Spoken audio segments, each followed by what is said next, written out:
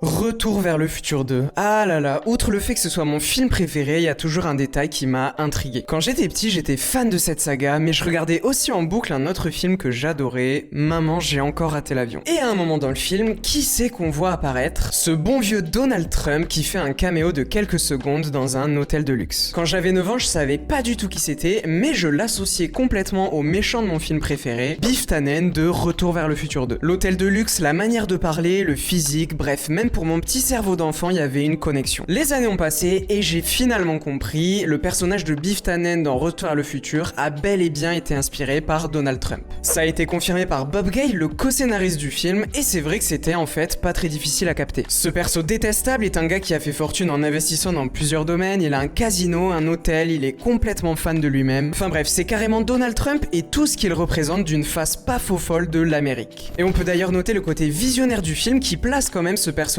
sur la plus haute marche de la hiérarchie de Hill Valley, la ville fictive du film, et qui en fait aussi le tout nouveau prince sur le toit de l'Amérique. Ouais, on aurait préféré qu'il soit pas trop visionnaire sur ce coup-là. Bref, revenons-en au sujet du jour, parce que ce souvenir m'a donné envie de me renseigner sur des histoires similaires. Aujourd'hui donc, petit focus sur les personnages de films inspirés de vraies personnes.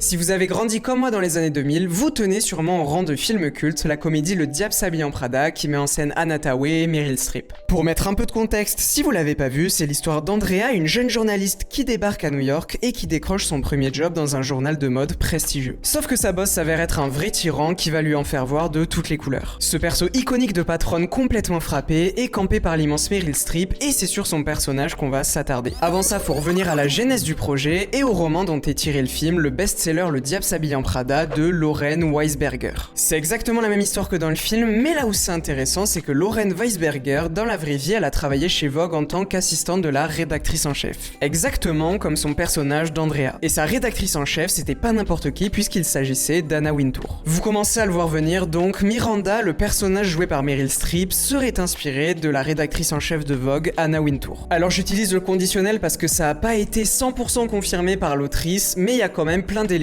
qui nous indiquent que c'est bel et bien vrai. Bon, déjà si on regarde les caractéristiques du personnage, il y a quand même une ressemblance, et si on creuse un peu plus loin, on peut trouver pas mal de similitudes. Le personnage de Miranda est anglaise, a 2 enfants, et soutient le Metropolitan Museum of Art, exactement comme Anna Wintour. Cette dernière est également réputée comme étant une femme très froide et exigeante, elle ne sourit jamais en public, et elle porte quand même les doux surnoms de Reine Anna et Nuclear Wintour. Et à la sortie du livre et du film, comme par hasard, aucun des magazines détenus par Anna Wintour ne donna écho aux 2 œuvres, alors qu'elle faisait beaucoup de bruit dans tous les autres titres de presse. Le New Yorker, un magazine détenu également en partie par l'entreprise d'Anna Wintour, publia même une critique bien négative du livre. Enfin bref, on sent qu'il y a quand même un petit quelque chose. Et 13 ans après la sortie du film, en 2016, l'autrice déclara avoir reçu des pressions de la part des équipes d'Anna Wintour, mais elle démentit toujours les rumeurs liées à une quelconque ressemblance entre Miranda et son ancienne boss. Well, I'm very decisive and I try and give very clear direction to the people that I'm working with, and sometimes, unfortunately,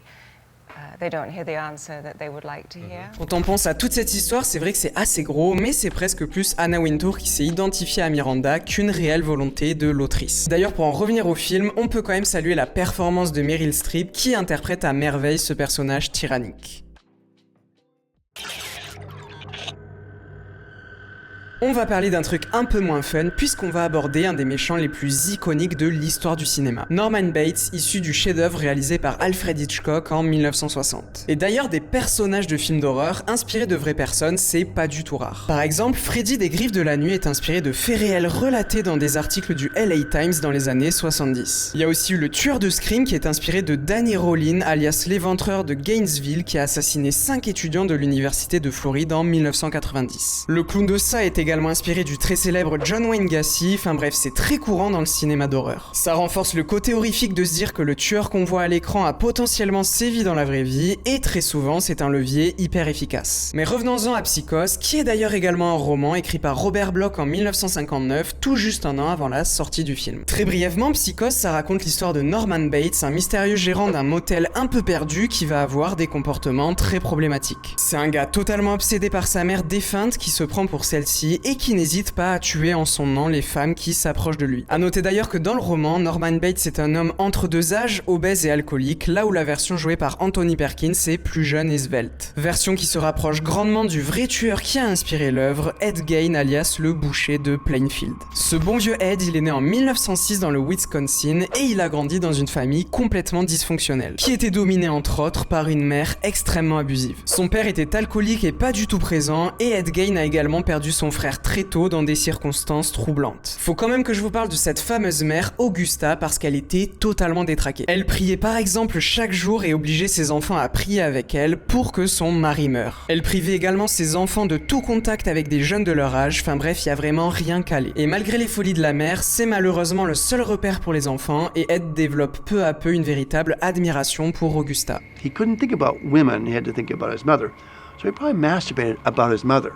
And that was probably traumatic for him as well. Mais là où tout bascule, c'est en 1945, année du décès de la mère de famille. Ed est bouleversé par cette nouvelle et il sombre peu à peu dans une véritable folie. Il devient obsédé par la mort et commence à exhumer des cadavres de cimetières locaux. Il crée des trophées à partir de la peau et des os de ces cadavres et il commet peu à peu plusieurs assassinats de différentes femmes. Lorsqu'il est arrêté, les autorités découvrent des horreurs chez lui, des corps pendus, décapités, vidés de leurs entrailles, des têtes enveloppées dans du papier, enfin bref, on a affaire à une des affaires les plus sordides de l'histoire américaine. Et je voulais absolument vous parler de ce tueur en série là, parce que contrairement à ceux que je vous ai cités précédemment, il a inspiré des dizaines, voire des centaines d'œuvres. Je citais Psychose, mais j'aurais pu aussi mentionner Massacre à la tronçonneuse, Le silence des agneaux, ou encore Maniac. Et ça c'est que pour le cinéma, parce qu'il a aussi inspiré plusieurs BD, peintures, mangas, jeux vidéo, et j'en passe. Et je parle même pas de la musique, parce qu'il y a carrément trop de références. Il y a même eu un groupe de grindcore qui s'appelait Ed Gein, mais là je trouve que ça va un peu trop loin. Enfin bref, j'étais obligé de citer ce gars qui a eu un impact colossal sur le cinéma et la culture en général. Il a quand même inspiré 3 chefs-d'œuvre du cinéma horrifique et je crois bien que c'est une première.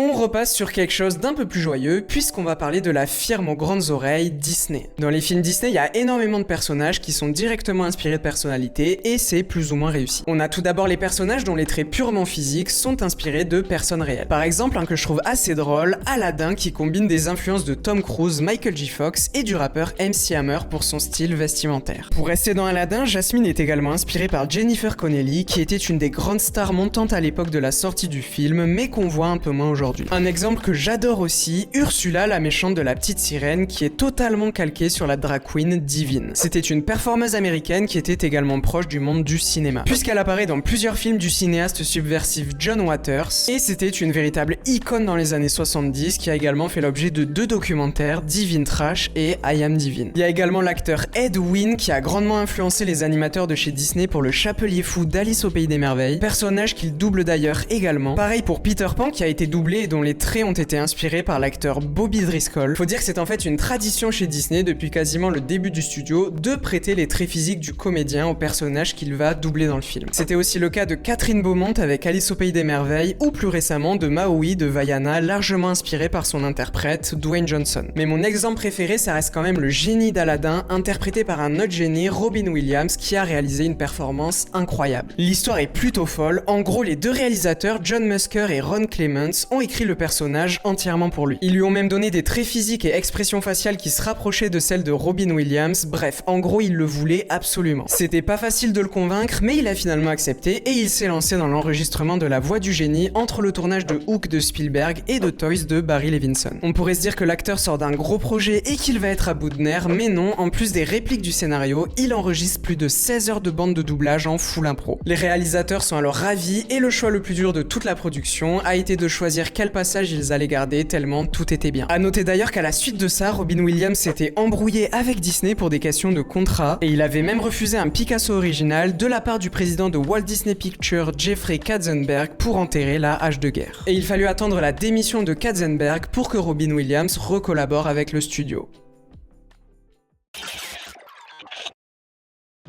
Du côté de Pixar, les scénaristes et animateurs ont également puisé leur inspiration dans plein de domaines différents. Citons par exemple Wall-E, dont la gestuelle et le jeu est un hommage évident à Charlie Chaplin ou Buster Keaton. C'est aussi le cas de la géniale Edna Mode des Indestructibles qui comporte beaucoup de similitudes avec Edith Head. C'était une célèbre costumière d'Hollywood qui a remporté plusieurs Oscars pour son travail. Dans Ratatouille, il y a également deux exemples que j'adore. Auguste Gusto, le fameux chef qui défend que tout le monde peut cuisiner, est en partie inspiré de la légende française Paul Bocuse. Il avait d'ailleurs collaboré avec Disneyland Paris pour concevoir l'attraction Ratatouille qui est une sorte de voyage dans le Paris et les cuisines du film. Mais ce que j'ai trouvé aussi très cool en me renseignant, c'est que Colette a également été inspirée par une chef française, Hélène Darroze. Les équipes de Pixar l'ont visitée à plusieurs reprises dans son restaurant et ils ont passé beaucoup de temps à observer et à apprendre pour ensuite retranscrire la réalité d'une cuisine parisienne dans le film. Ils sont venus passer beaucoup de temps pour étudier mon comportement, pour étudier... Il y a plein de détails dans le film où on retrouve des détails de l'ancien restaurant du coup, puisqu'on a tout refait là, il y a quelques semaines. On reste un peu dans le thème puisqu'on va parler d'un film ou plutôt d'une franchise de films inspirée d'une attraction des parcs Disney, Pirates des Caraïbes. Cette série de films, c'est avant tout un personnage culte, Jack Sparrow, que Johnny Depp a beaucoup bossé. Et pour façonner les traits de caractère de son personnage, il s'est beaucoup inspiré de Keith Richards, le guitariste et cofondateur des Rolling Stones. D'ailleurs, si vous le saviez pas, Johnny Depp, il est fan de rock, il joue de la guitare depuis sa jeunesse et est déjà apparu sur scène aux côtés des plus grands. Il fait d'ailleurs partie d'un groupe depuis 2015, les Hollywood Vampires, aux côtés notamment de Joe Perry, le guitariste d'Aerosmith. C'est donc pas très étonnant qu'il ait pris comme modèle un des plus grands guitaristes de tous les temps pour interpréter ce pirate excentrique. Et il se fera même le plaisir de donner le rôle du père de Jack Sparrow à Keith Richards lui-même pour Pirates des Caraïbes 3 et 4. Une petite apparition hommage qui avait ravi tous les fans à l'époque. Et on termine cette vidéo avec un des plus grands personnages de l'histoire du cinéma, Travis Bickle de Taxi Driver. Eh bien écoutez, je pensais tout connaître de ce chef-d'œuvre, mais j'ai appris que le personnage joué par De Niro était en partie inspiré d'Arthur Bremen. C'était un gars totalement isolé et solitaire qui dans les années 70 s'est fait arrêter pour possession d'armes. Il avait également pas mal de troubles psychotiques et il a commencé à faire une fixette sur plusieurs personnalités politiques de l'époque. Et notamment un certain George Wallace qu'il tenta d'assassiner le 15 mai 1972. Il ne parvint pas à ses fins mais il laissa malheureusement l'homme politique paralysé à vie. Ça se rapproche évidemment d'une des scènes du film mais ça s'arrête pas là. Puisque lors de son arrestation, les forces de l'ordre ont découvert plusieurs journaux intimes pleins à craquer qui laissaient entrevoir sa personnalité instable. Ces journaux ont été rendus publics et De Niro s'en est beaucoup inspiré pour travailler la personnalité instable de son personnage Travis Bickle. Ça fait une bonne occasion de revoir Taxi Driver avec un œil différent. Voilà, c'est la fin de cette vidéo. N'hésitez pas à me dire en commentaire si elle vous a plu. Vous avez également les liens de mes réseaux sociaux dans la description et je vous dis à très bientôt pour une prochaine vidéo.